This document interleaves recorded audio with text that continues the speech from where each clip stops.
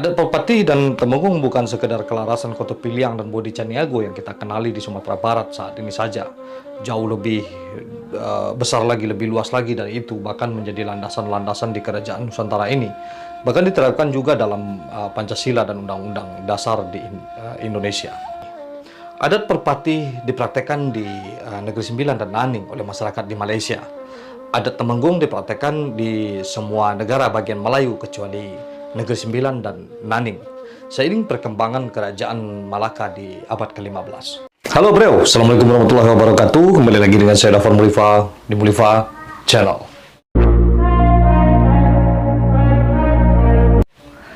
Oke, saya akan bertanya apa yang Anda ketahui tentang Ketemanggungan dan Perpati Natsabatang. Jadi di Sumatera Barat, tepatnya daerah pusat Minangkabau, itu hanya mengetahui tentang kedua tokoh ini daripada kelarasannya, yaitu Bodi Caniago dan kelarasan Koto Piliang. Padahal jauh lebih besar dari itu.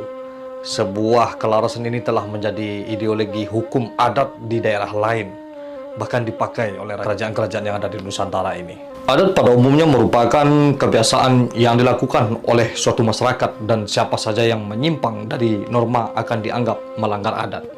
Sebagian besar aspek peradaban ini diwariskan dari generasi ke generasi. Di Malaysia, sebenarnya tidak banyak perbedaan yang terlihat jelas. Hanya dua sistem faham adat, yaitu adat Perpati dan Sabatang dan adat Temanggung. Adat Perpati dan Temenggung bukan sekedar kelarasan Koto Piliang dan Bodi Caniago yang kita kenali di Sumatera Barat saat ini saja. Jauh lebih besar lagi, lebih luas lagi dari itu, bahkan menjadi landasan-landasan di kerajaan Nusantara ini. Bahkan diterapkan juga dalam Pancasila dan Undang-Undang Dasar di Indonesia. Justru di Sumatera Barat, tempat lahirnya ideologi adat ini lebih cenderung memakai faham adat dari Datuk Perpati dan Sabatang saja, karena mengikuti jalur suku ibu. Dan banyak dari adat Ketemanggungan yang dipakai dalam kerajaan-kerajaan lain di Nusantara ini. Adat Perpati dipraktekkan di Negeri Sembilan dan Naning oleh masyarakat di Malaysia. Adat Temenggung dipraktekkan di semua negara bagian Melayu kecuali Negeri Sembilan dan Naning, seiring perkembangan kerajaan Malaka di abad ke-15.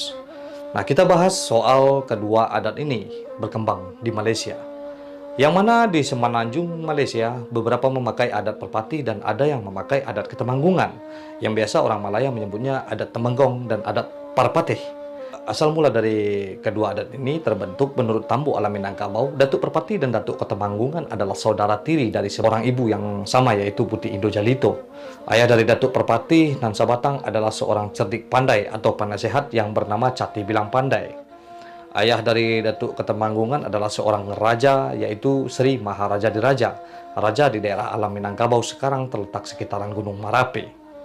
Nah, karena Datuk Ketemanggungan ini adalah keturunan seorang raja, maka secara tidak langsung dia menerapkan paham aristokrat.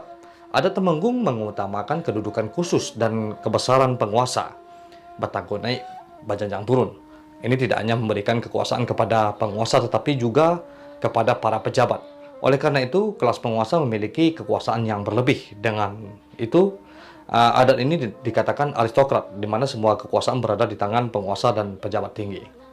Hal ini bertentangan dengan jiwa dari Datuk Perpati dan Sabatang, yang mana dia mempunyai faham demokrasi. Artinya rakyat dilindungi oleh hukum, dan pemerintah sendiri juga harus mengikuti hukum dan tidak boleh berbuat seenaknya. Dalam bidang pemerintahan, kekuasaan pemerintah dibagi di antara pemerintahan, undang-undang legislatif, wakil, dan masyarakat. Artinya masyarakat memilih wakil, wakil memilih lembaga, lembaga memilih hukum, dan hukum memilih yang di-Pertuan Besar atau yang Tuan Besar. Ini adalah adat Perpati yang diterapkan di Negeri Sembilan di Malaysia dan Naning, yaitu demokrasi.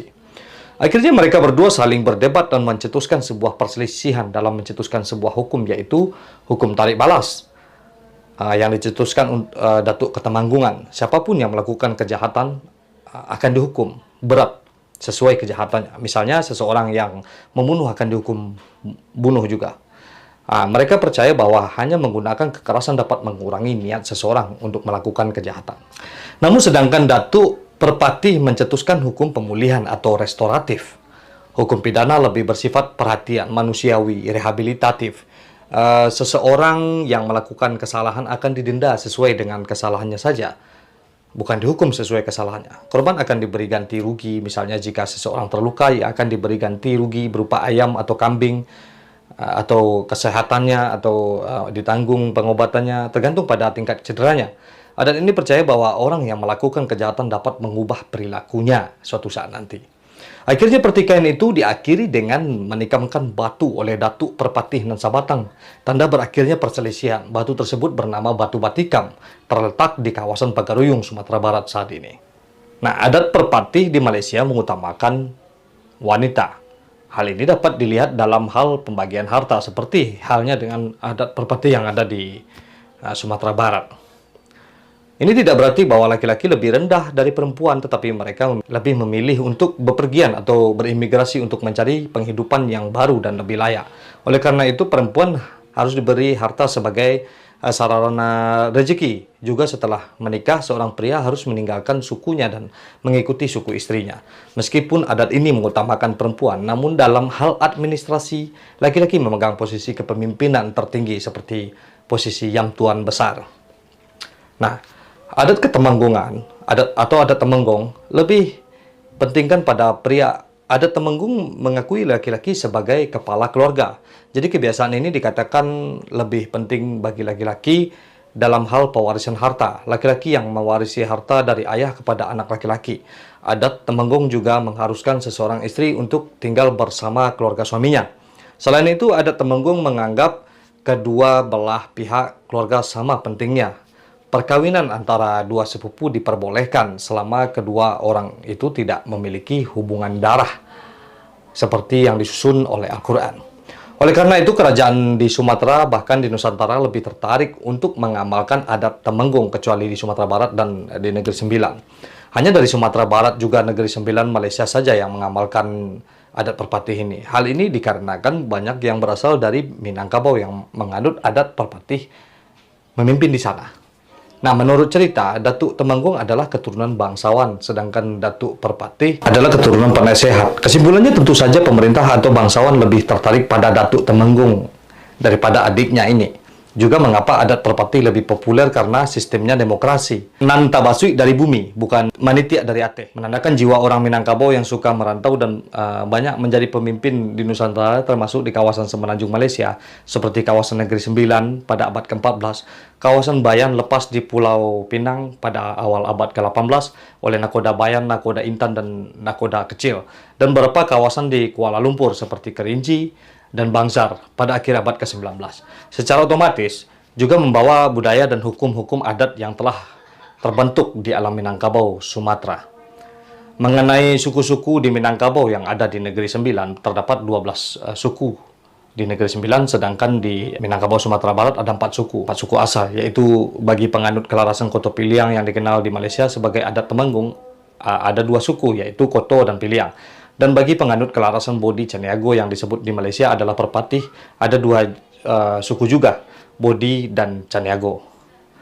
Dan akhirnya 4 suku ini terpecah-pecah menjadi banyak suku. Sedangkan 12 suku di Negeri Sembilan, diantaranya 9 sukunya mengambil dari nama-nama daerah asal mereka di Minangkabau, Sumatera Barat sekarang ini. Seperti Payakumbuh, Simolenggang, Batu Ampar, Batu Halang, Seri Lemak atau Salomak, Mungkal, Tigo Batu, Tigo Nini, Tanah Data. Nah, itu secara tidak langsung menyatakan orang-orang Minangkabau banyak memberi pengaruh kepada Malaysia, bahkan Singapura, bahkan Nusantara ini. Makanya banyak pemimpin-pemimpin di masa lalu itu, bahkan pahlawan-pahlawan di seluruh Nusantara ini banyak yang berasal dari Minangkabau.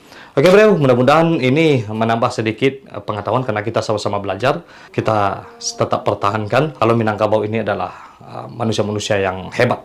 Seperti biasanya, majulah Minangkabau, majulah Indonesia. Bersama saya Dafan Mulifa, selalu di Mulifa Channel. Assalamualaikum warahmatullahi wabarakatuh.